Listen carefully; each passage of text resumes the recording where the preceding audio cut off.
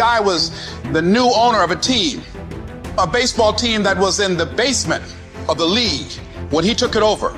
He went to the pitcher and he said, what is your best throw? He said, well, I got a good curveball and I've got a good fastball. And he went on talking about his different throws. He said, but tell me this, what is your best throw? He thought for a moment.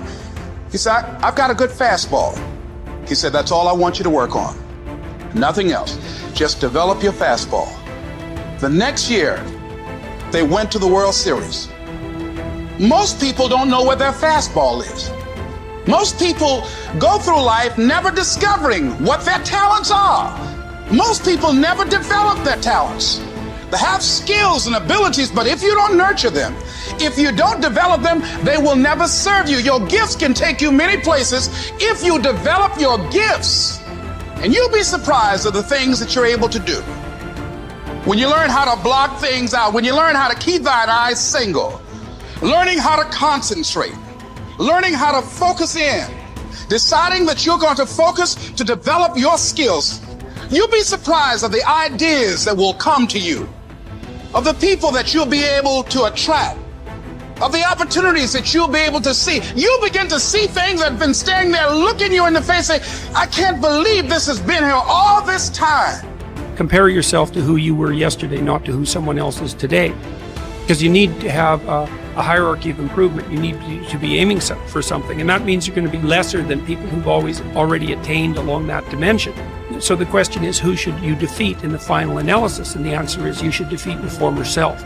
You should be constantly trying to do that. And you're the right control for yourself too, because you're the one who's had all your advantages and disadvantages. How bad do you really want it? You gotta hear me. People talk about Oprah Winfrey, Ted Turner, Warren Buffett. Listen to me. I don't care how much money you make. You only get 24 hours in a day. And the difference between Oprah and the person that's broke is Oprah uses her 24 hours wisely. Your brain will trick you. You are your own worst enemy. Because life doesn't give you what you want. It gives you what you deserve. And if you haven't worked for it, if you haven't sacrificed for it, if you haven't given your all, then you don't deserve it, and you won't get it. Here's the problem I find most people have.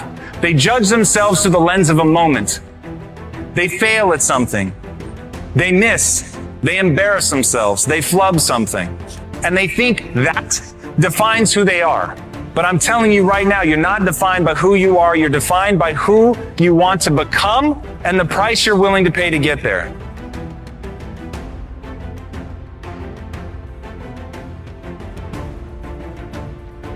So everybody goes, how do you do that?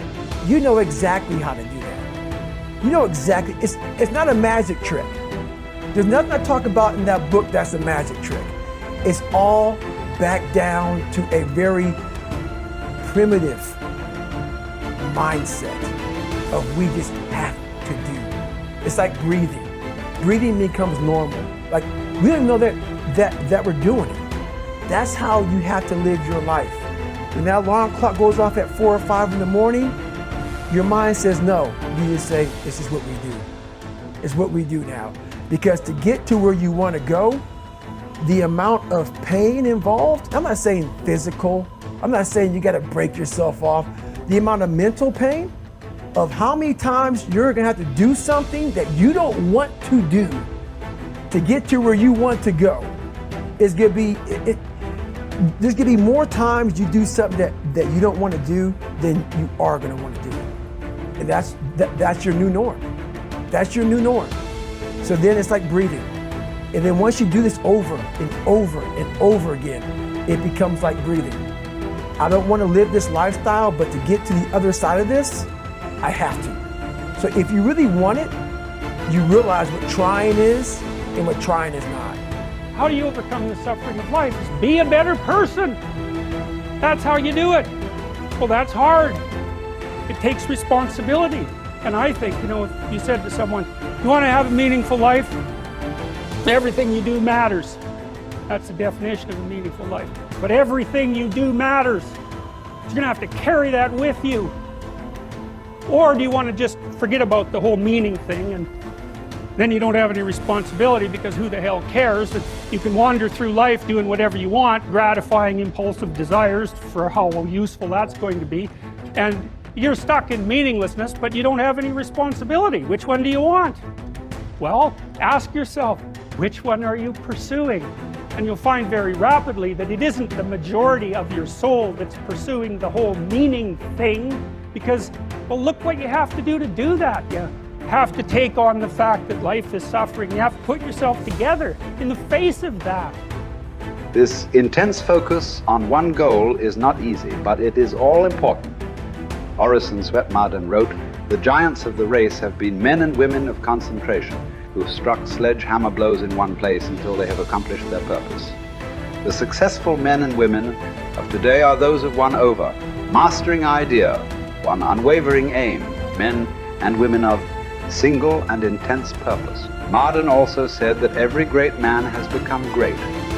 Every successful man has succeeded in proportion as he has confined his powers to one particular channel. Single-minded concentration in the direction of your dreams will intensify your desires and increase your emotional drive toward your goal. This intensity of concentration will activate the law of attraction and begin to attract people and opportunities into your life to help you to achieve your goal. The more you think about your goal, the more it will come to dominate and direct your life. The more you think about it, the more rapidly you will move toward it, and it will move toward you. You're already in pain. Get a reward for it. Like, you're already in pain. So at the end of the day, you everything is already messed up. So why would you go through all that pain and not get something for it? Like, it doesn't make sense. Like, it doesn't make sense to put all those hours in. Okay, yeah, it was football, but it doesn't make sense to put all those hours in and not transfer those hours to something else. It doesn't make sense not to recycle the pain and get wealth or a successful life, a successful spouse, like whatever, have kids, whatever it is. And so for me, just going through my go-through, I was like, it can't end here. Like, bro, it can't end here. I worked too hard. I've read the books. I've gone to the conferences. I went to the classes. I got the degrees. Like, it can't end with just life is gonna deal me this hand, you know? And so I truly feel, and I don't wanna promote gambling, you know, but I gambled, you know, as a young adult to make money. And I watched guys who had a royal flush lose because of the giddy and the excitement. I'm like, oh, he got something. You know what I'm saying? Okay, take what I have and leave. But I also watched people who had nothing in their hand with that poker face actually act as if they had a royal flush and win. And so I learned early, like, yo, it doesn't matter if you grow up rich. You still got to play your hand. It's not like life says, all right, you rich, so you're not going to have any, your parents will never get cancer. You know, nobody in your family will ever have multiple sclerosis. Like, you'll never get COVID. You're rich. It doesn't work like that. Like, you still have to do life regardless of how you come into life. And I think some people feel, well, if you come into life and everything is great, then that's the way you live life. But no, it doesn't matter. If you come in great, if you come in poorly, it does not matter. You have to do life, and if you're smart, you do life on your terms, and you don't let life make you do it on its terms. Great men and women are those who absolutely believe that they are put on this earth to do something wonderful with their lives. They have a vision of something greater or better than their current circumstances. Personal greatness means having a sense of destiny and a conviction that your thoughts and your imagination are the only real limits to your possibilities. William James said, compared to what we ought to be, we are only half awake. We are making use of only a small part of our physical and mental resources. Stating the thing broadly, the human individual thus lives far within his limits. He possesses powers of various sorts which he habitually fails to use. The founder of Success magazine, Orison Swett Marden, once said, there are powers inside of you, which if you could discover and use, would make of you everything you ever dreamed or imagined you could become. In a 5-year study of leaders reported on in his book, Leaders, Warren Bennis discovered that each of them consciously avoided the comfort zone by continuously setting higher goals.